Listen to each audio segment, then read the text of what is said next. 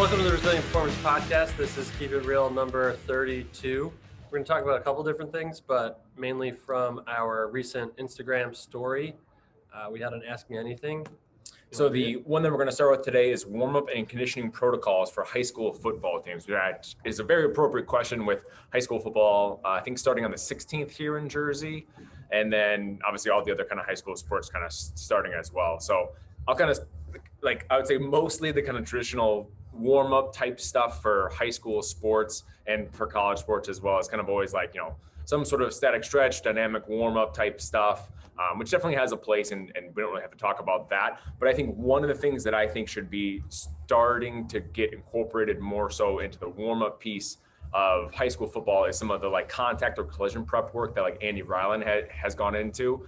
And I think that's just a really like absorbing collisions is definitely a part of football and kind of most sports in general. There is some sort of collision or some sort of contact piece. And I think it's really important for kids of all ages, especially as we kind of go more towards like the high school and even younger level, where they learn how to absorb collisions and absorb contact, whether it's with each other or whether it's with the ground. So again, Andy Ryland has put out a ton of awesome work with USA Football on kind of this topic in general.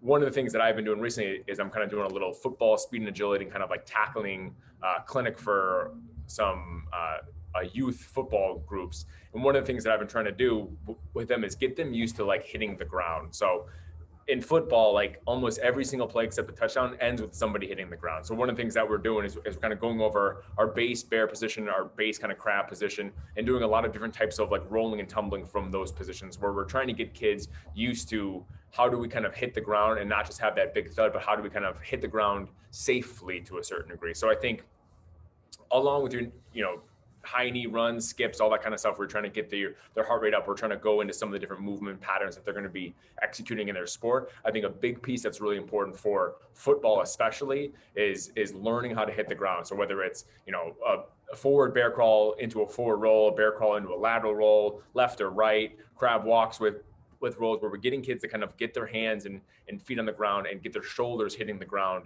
as well. And again, without kind of having that big impact or that big impulse into the ground. From there, and I would still kind of consider this part of that kind of like preparation period of a practice, would be a lot of different kind of like grappling techniques that, again, Andy Ryland talks about a ton. He has some really, really good drills and different shoulder battles. So like one of the ones that I think would be great for especially like high school athletes is they start in that bear position, they start shoulder to shoulder, so they're kind of already pre-engaged. So again, we're taking out the initial impact of a collision and then just having them kind of, try to push each other back. So you're just getting the kids used to fighting against another force without initially jumping into, all right, go into a live period, we're kind of going full on tackling right away. Because I think that's a big piece that a lot of football teams kind of end up doing is they do their traditional warm up, they do their high knee runs, they do some skips, they do some world's greatest stretch, all that kind of stuff. And they basically immediately go into just like live tackling or some sort of relatively high impact collision. So I think dialing back some of those skills, dialing back some of the intensity, some of the forces that they're going to be experiencing later on in those live periods, in a thud, in a full scrimmage piece, is really important as part of the warm up for high school athletes. Doug, you want to talk about the conditioning piece of it? Yeah, and before I even touch on the conditioning, what I would add to the warm up is, what do you want people to be prepared for once like the practice starts? Because you have to assume that as soon as like if you're the strength coach or the athletic trainer and like you're done and you hand the athletes over to the coach assumes like that they can do whatever they want with those athletes. And so in football, like, your skill players might have to run at max velocity. They're going to have to change direction. I think that the contact prep work, it's applicable for everybody, but it's more applicable for people that play defense and some of the bigger people like on both lines. But, make sure the skill players like have done some kind of a warm up that prepares them for, maximal velocity running, and then even some agility and change of direction work. So, in a warm up, that's not the time to make things overly like technical or tactical or strategic, but I think that would be a good place to incorporate like some of the stuff that Trevor talks about in his return to sport course. Like you can do, some agility type drills with maybe like two people, like a cat and mouse type thing, or like you can even get the athletes involved where they're kind of like pointing and having paired off, having people do like box drills where they're reacting, that kind of thing. So it's not this predictable, like really boring rehearse type change of direction drill, but it's also doesn't have the perceptual component as actually playing the game, because you're still trying to, warm them up and like prepare their physiology and their tissues for what's to come.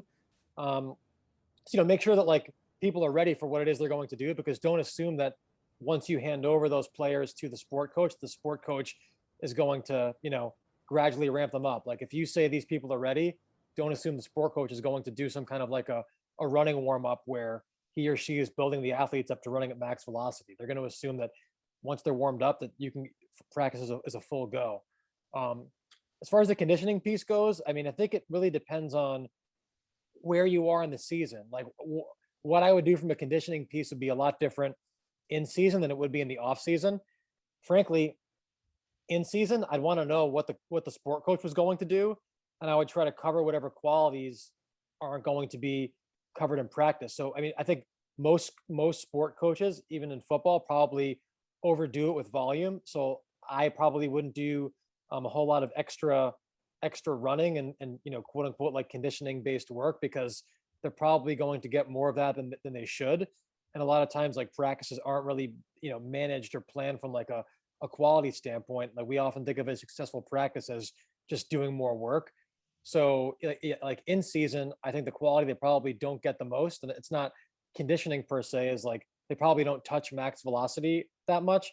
So I'd make sure they were getting exposed to that like once or twice a week. And maybe the warm up is a good time to do that, because they might not touch that quality even in practice, depending on what's going on as far as the constraints of the practice go. Off season's a little bit different. Off season, we did a podcast with Nick DeMarco from Elon University, and I really like the approach they have there, where their focus is still like how do we quote unquote condition the team without compromising speed. And like repeat sprint ability is like the big thing in a lot of sports, but I would agree with Nick that I don't think the best way to develop repeat sprint ability is to do necessarily repeated sprints, because if you're using a high-low model, which I would recommend that most coaches use, whether it's in the off season or the in season, if you're doing a repeat sprint type day, you're not really getting probably as much aerobic conditioning as you would want, especially early in the off season, but you're not really going to be touching max velocities because of the residual fatigue that develops. So I like kind of using the extremes, where it's like you've got a day that's very high intensity, low volume, high quality. You're trying to approach max velocity. You're consolidating all of your high CNS type stress into that day.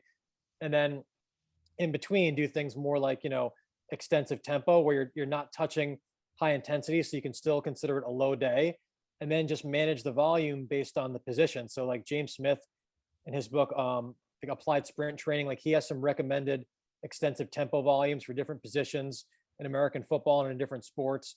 But even with extensive tempo, just realize that if people are doing it, like I've seen recommendations of say like 5,000 meters for different positions. Like if you're doing 5,000 meters of extensive tempo, I don't know how much of a recovery day that is. So there isn't really anything wrong depending on the sport and doing that, but don't assume that like the next day you're going to be able to have a really high quality output. Like that might be a situation where, if you're doing that much tempo, like say on Monday, you're doing like a high intensity max velocity day.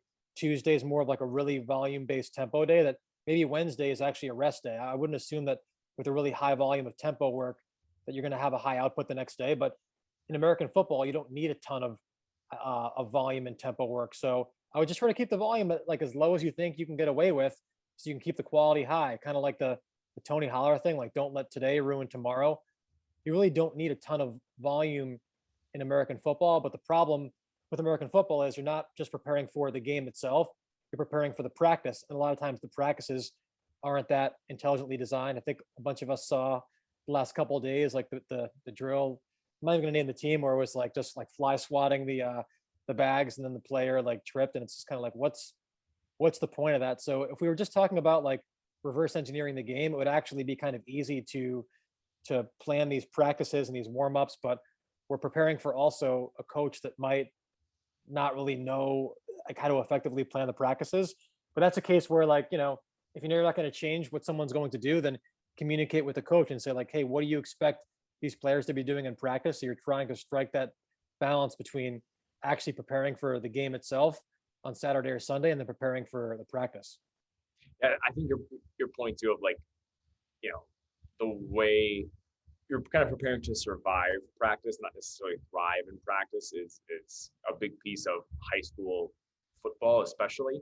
And I think almost if you are like, you know, not necessarily the sport coach, maybe the strength and conditioning coach or the whoever's kind of in charge of like the warm up and the conditioning piece of it, like your conditioning during the week, you almost may want to have it be some sort of recovery focused thing because the kids are accumulating so much volume, like adding more volume, frying them like physically and from like a CNS standpoint, like not only are their muscles and body beat up from the volume of running, the amount of hitting that they're doing, and then let alone like if you're trying to, you know, they're trying to learn the offense, learn the defense, they're kind of, you know, focus is also zapped. It's like trying to put more on top of that is probably just going to continue to dig their hole deeper and deeper. So if you're putting in some sort of piece that's maybe relatively low intensity, low volume, where you're trying to just almost save the kids and have something that's more of a recovery day, is probably a good thing because you're better off having kind of that high-low model like you're talking about, Doug, versus most football practices. Like once you're in camp, it's pretty much whatever it is, a week, 2 weeks. If you're doing doubles of basically, you know, two high sessions every day for a week straight or 2 weeks straight or kind of however long the camp is. So trying to mix in something that's going to help the kids from a recovery standpoint is definitely super, super important. Because I think it's like if practices are designed well, like they're going to be getting the conditioning piece, hopefully, that they kind of really need.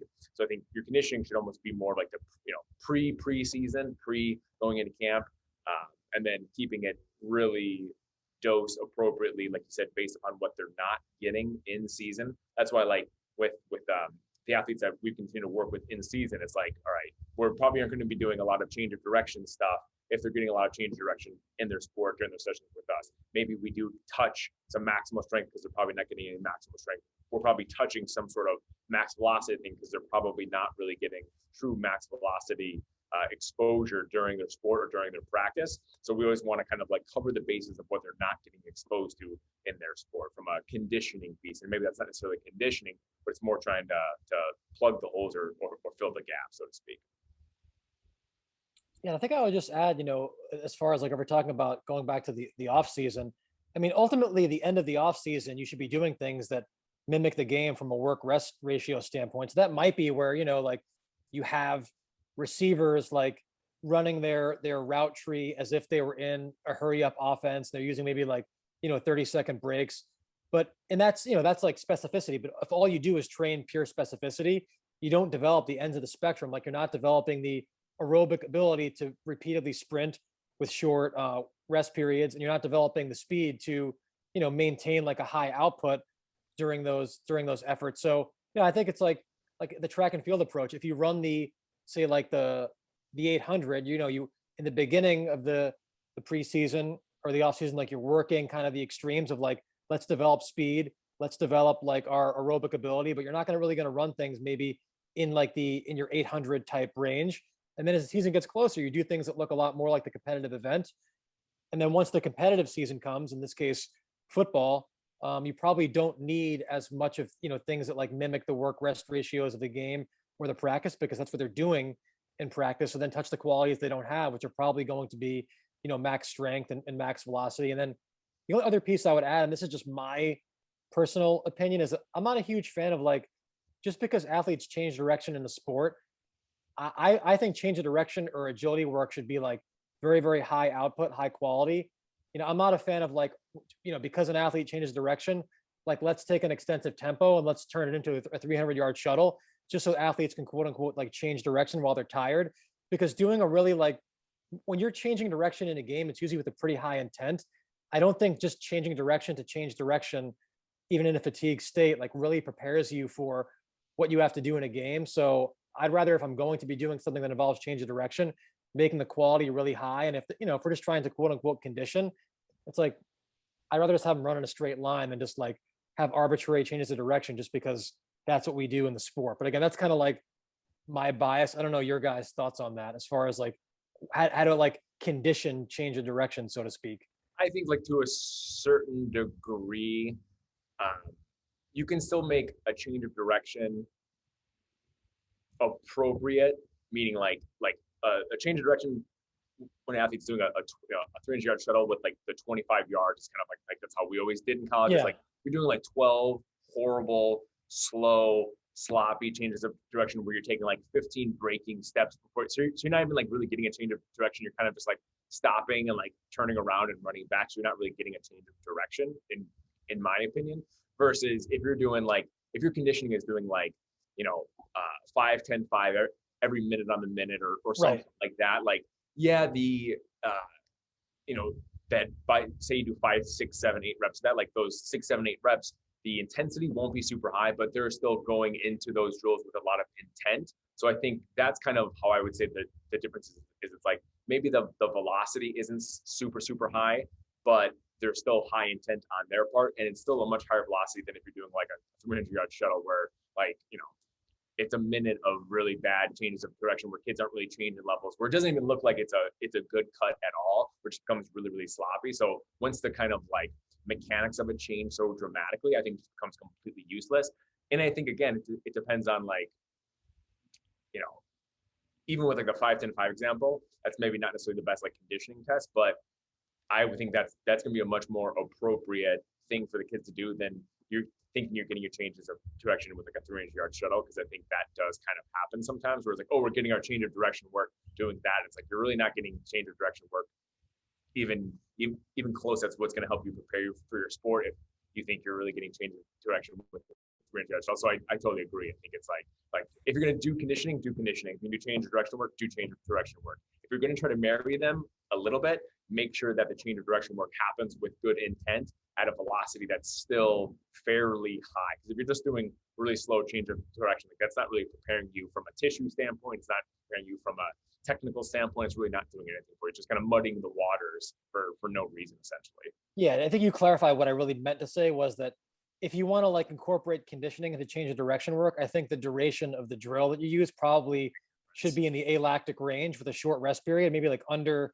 10 seconds. So the quality of the output's pretty high. And if you want to use short rest periods, you can. But if you're doing like a 300-yard shuttle and it takes you, what does that normally take? Like, I don't around a minute. Yeah. Like any drill that's a minute in duration, even at like, maximum perceived exertion, the quality of the change of direction is probably pretty low. So it's almost, I look at it like, what's the point? Like if we want to get a lot of change of directions to sort of like mimic what's going on in the game and use similar work rest ratios, that's fine. But I think if we're going to do change of direction work, the duration of the drill should be probably 10 seconds at most. And in most cases, like 3 to 5 seconds.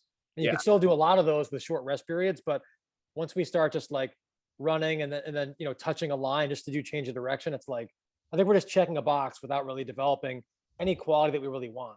Yeah, absolutely. And again, kind of back to the 300 piece of it, which you kind of talked about with like what we kind of should be doing is like having those low days be much more aerobic, having those high days really be much more alactic, keeping the volume low, but the intensity super high. What ends up happening with football is, you kind of end up preparing for the conditioning test, which if it's a 300-yard shuttle is, there's a, Elon, or sorry, at Elon, Nick DeMarco talks about it. Here, Wenham Flat talks about it. Like the 300-yard shuttle test for like football is a very dumb conditioning test and doesn't really train or doesn't make you train for any of the qualities that you actually kind of need for football. So if you're just doing this kind of really crappy like lactic work all the time, the whole off season, you're not really touching. You're not building a way to buffer, so you're not building any sort of aerobic capacity or work capacity, and then you're not really touching anything that's going to be the intensity or the speeds that you need with the actual sport of football itself.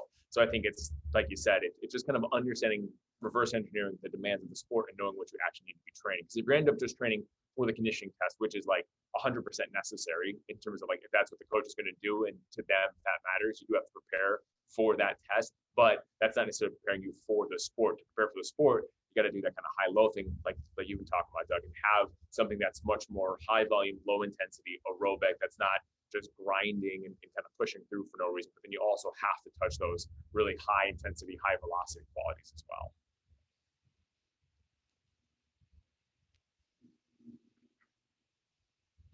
Good. Yeah. Good job, guys.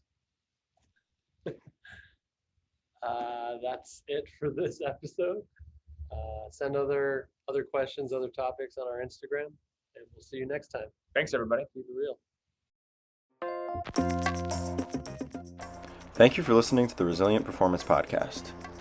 For 10% off our continuing education membership platform, please use promo code PODCAST at our website, resilientperformance.com, and be sure to join our mailing list for monthly exclusive content.